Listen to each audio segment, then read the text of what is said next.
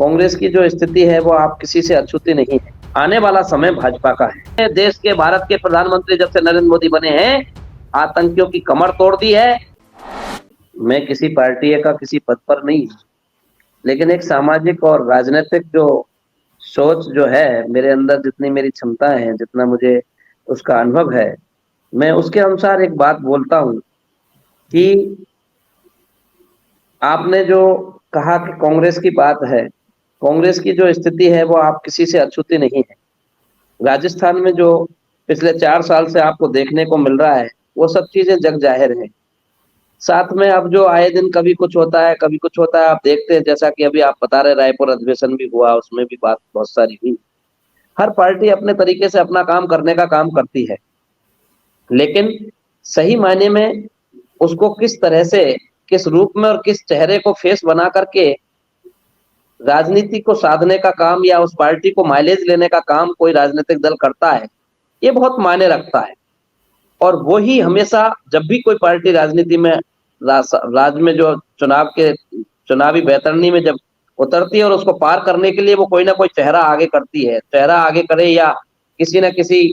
आधार पर कोई बेस बनाती है कि इसको अपन इस तरह का अहमियत देंगे तो इससे इसका एक हमको इतना बड़ा माइलेज मिलेगा। उसको आधार बना के राजनीतिक दल की काम करने की एक सोच होती है। लेकिन अब रही बात कि कांग्रेस की, तो आप देख सके 4 साल में जनता देख लिया है राजस्थान में, अब कांग्रेस का आने वाला वक्त नहीं।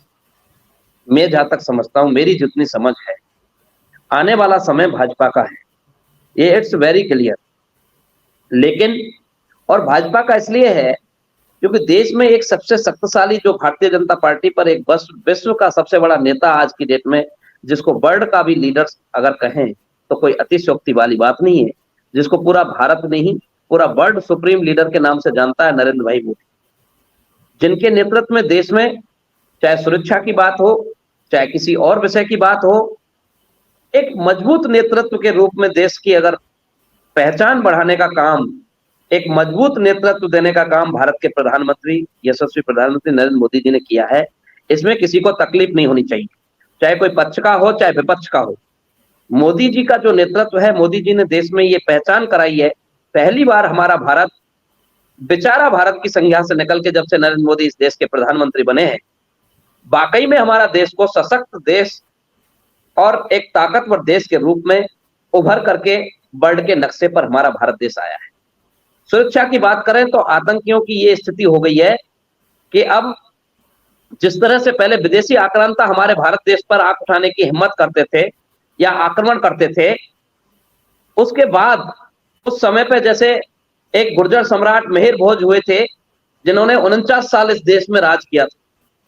और उनके राज करते समय भारत देश पर विदेशी आक्रांताओं का आक्रमण करने की, छोड़ दीजिए प्रदीप भाई, ये मैं नहीं कहता, मेरी कौम नहीं कहती, ये मैं उस समय आक्रमण करने की छोड़ दो, आंख उठाने की हिम्मत नहीं होती थी मेरे भारत देश पर। उस इतिहास के बाद में, जो इतिहास के गर्भ में लिखा हुआ है, जब मैं भी नहीं था और भी नहीं थे, मेरे से पता नहीं कितने पहले नहीं थे, लेकिन ये इतिहास में हमने पढ़ा है, और आप भी इतिहास के पन्ने पलटेंगे तो उसमें ये आपको स्वर्णिम मिलेगा पक्का। और इसको देश के बड़े बड़े राजनीतिक दल भी स्वीकार करते हैं, और 36 राजनीतिक दल स्वीकार करते हैं कि उस समय इस तरह की स्थिति बनी थी। उन्होंने 49 साल इस देश पर राज किया था, ये इतिहास कहता है, ये मैं नहीं कहता।